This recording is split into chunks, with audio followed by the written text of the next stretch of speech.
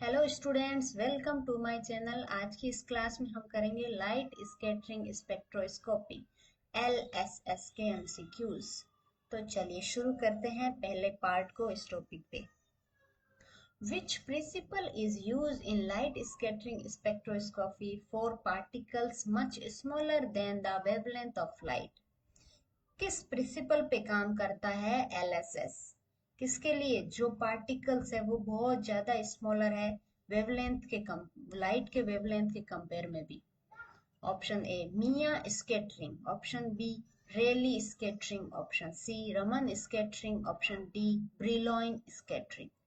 Correct one is Rayleigh scattering.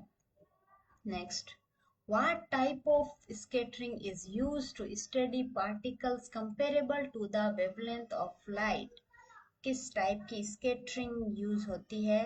किसकी study the particle जिसको हम कंपेयर कर सकते हैं लाइट से। Option A Rayleigh scattering, option B Raman scattering, option C Mie scattering, option D Tyndall scattering. Correct one is Mie scattering. Comparable है यानी कि वो पार्टिकल लाइट वेवलेंथ के साइज के इक्वल है approximately. Next, which technique measures the fluctuation in scattering intensity over time? कौन सी technique use होगी major करने के लिए जो फ्लक्चुएशन है स्कैटरिंग के अंदर उसको टाइम के साथ मेजर करने के लिए? Option A static light scattering, option B dynamic light scattering, option C Raman spectroscopy, option D fluorescence spectroscopy. Correct one is dynamic light scattering. Fluctuation यानी कि चेंज होना, डायनामिक का मीनिंग भी चेंज होना ही होता है। Next, what information can static light scattering SLS provide about particles? जो SLS है वो किस टाइप का इंफॉर्मेशन देता है, किस टाइप के पार्टिकल्स के बारे में इंफॉर्मेशन देता है?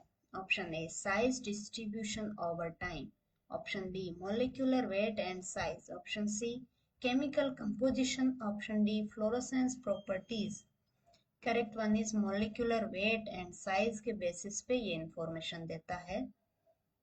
ठीक है। Next, which biological sample is typically analyzed using LSS to detect cancerous genes? किस टाइप के बायोलॉजिकल सैंपल को LSS में यूज करेंगे जो कैंसरस चेंज है उसको डिटेक्ट करने के लिए? Option A blood sample, option B tissue sample, option C urine sample, option D saliva samples. Correct one is tissue sample. Next, in LSS, what property of light changes as it interact with particles in sample? तो LSS है उसके अंदर किस type की property है वो light changes को show करेगी जब वो इंटरेक्ट कर रहा है पार्टिकल्स के साथ जो सैंपल में प्रेजेंट है? Option A wavelength, option B frequency, option C intensity, option D phase. Correct one is intensity. Next, what does dynamic light scattering primary measure? जो DLS है वो प्राइमरी किस चीज को मेजर करता है?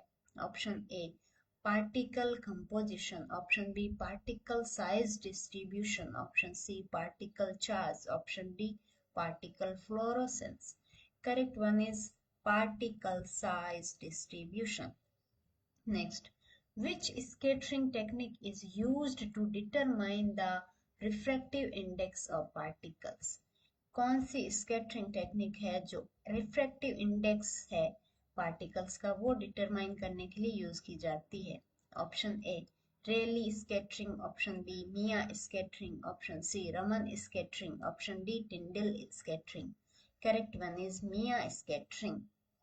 Next, which factor does not affect the scattering intensity in Rayleigh scattering? कौन सा फैक्टर है जो अफेक्ट नहीं कर रहा है स्कैटरिंग के इंटेंसिटी को इन रेली स्कैटरिंग के अंदर?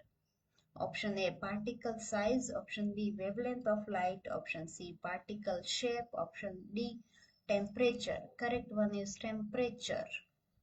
Next, what is the main advantage of using LSS in biological research? LSS use करने का जो मेन एडवांटेज क्या है बायोलॉजिकल रिसर्च के अंदर? Option A non invasiveness, option B high cost, option C complexity of data interpretation, option D requirement of large sample volumes.